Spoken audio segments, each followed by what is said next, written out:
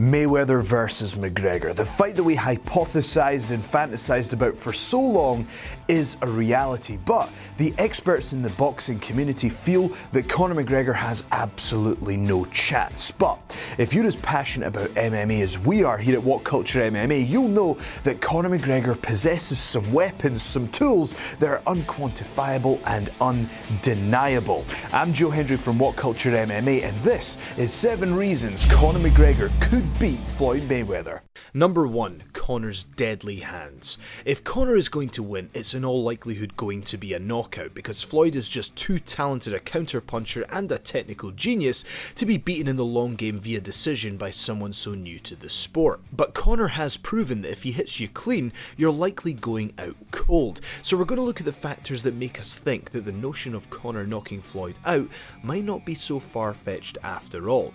We know that Floyd hasn't been a knockout artist in the later half of his career. However, Conor has proven that he very much consistently is. Now, we know that Floyd Mayweather is the best at downloading his opponent's information over the course of a fight and stacking up the rounds and winning that way, but because Conor isn't a boxer, there's really nothing for Mayweather to study, so there's going to be a danger zone for Floyd early on in the fight where he won't know what Conor is going to bring, and we know that all it takes is one punch when you're in there with the notorious one.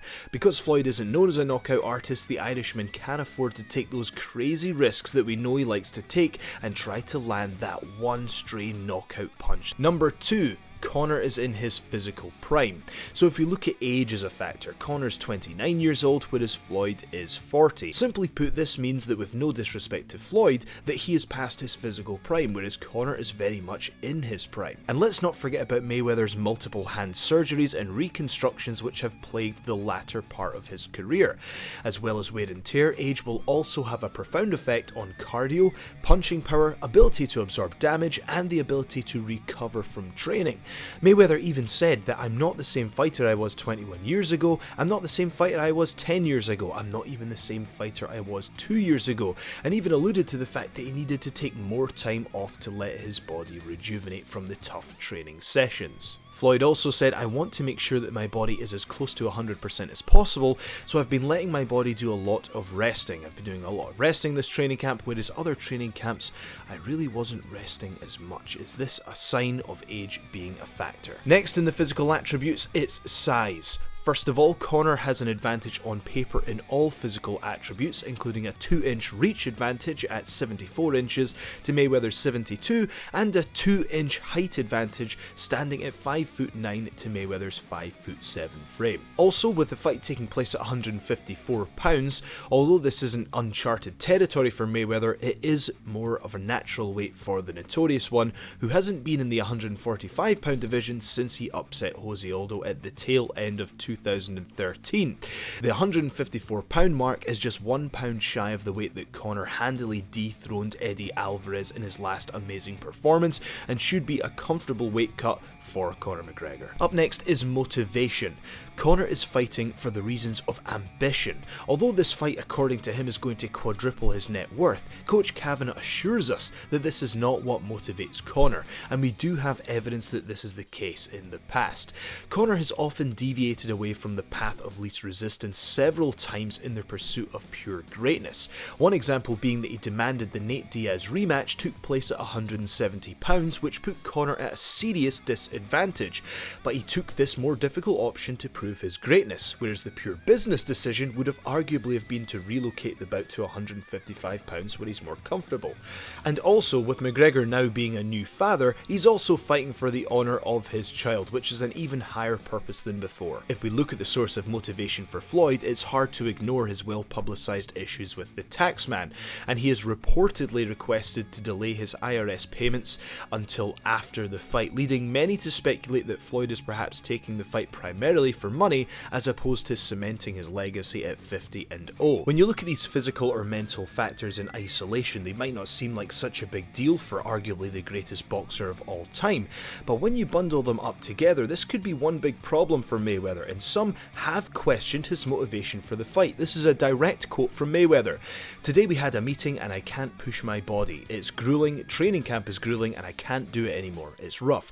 Training camp is rough, and I'm going to the gym working hard, and it's rough. This has to be my last one. Now we know that Mayweather has been known to build up his opponents to sell the fight, so this could be him deliberately underselling himself to add hype to the fight, or perhaps it could be an indication that Floyd doesn't have the motivation that he once had. Up next, it's preparation.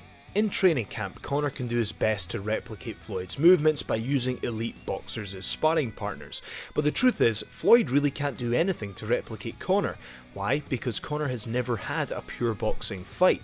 And not only this, despite regularly switching stances, the Notorious One is primarily a southpaw, who have been problematic for Mayweather in the past. Speaking of sparring partners, former world champion and announcer for Showtime, Paulie Malignaggi, who was initially a pessimist of the fight, has joined McGregor's camp and after an 8-round sparring session, had some interesting findings. Whilst he did say that Conor needed to develop a few more weapons, he did concede that he's got a game plan behind it and there's a method to the madness. Up next, it's momentum. We can say all we want that the press conference tour won't have an impact on the fight itself, but I think we've seen enough of Conor's career to know that these things do matter. The debate is, how much do they matter? Although it's down to individual perception, the overall consensus is that the Notorious One was victorious overall in the press conference tour, despite a strong opening from Mayweather. We say they're just press events, but we saw from the Aldo fight that the battle began way before they ever stepped foot in the cage, and after months of effectively bullying him on the world tour, many feel that the Aldo that we saw in the cage had a fraction of the ability that we usually saw from the champion Jose Aldo.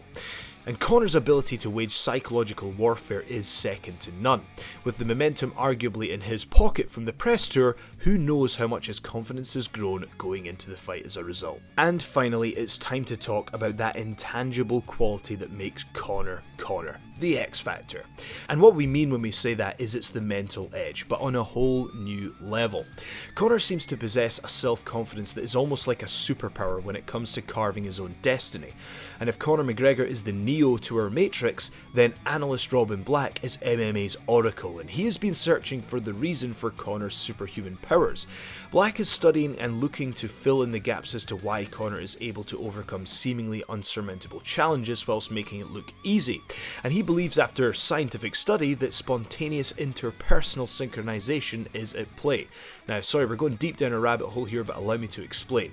To summarise Robin Black's arguments, he feels that the theory is that McGregor is able to manipulate his opponent's mood and in turn their behaviours in the actual fight itself. And some evidence of this is, for example, from Eddie Alvarez, when he admitted the game plan was to wrestle, not box, and he ended up boxing, not wrestling. But the quintessential example is, as we say, when Conor McGregor predicted that due to Aldo's twitching of his right hand, Aldo would overcommit and go down in the first. You can actually see on YouTube the camera in Conor's locker room before the Aldo fight picks up him replaying this scenario physically over and over again, and that's exactly what happened. Now, to be clear, we are by no means underestimating Floyd Mayweather's in-ring ability. He's the greatest technician of all time, but what we're here to do is dismiss the notion that Conor McGregor has zero chance. We're sticking up for MMA. The question is, with all of the information that we've mentioned at play, can Conor draw Mayweather into his game and land that one perfect era-defining punch? We as viewers need to understand that this is not a battle of two greats both in their prime. The question is, can Conor in his prime transition to another sport and defeat the greatest of all time in his sport? That we can't say, but we will find out on August 26th. We hope you've enjoyed this video. Please make sure that you like, share and subscribe. We'd love to have you back here at What Culture MMA.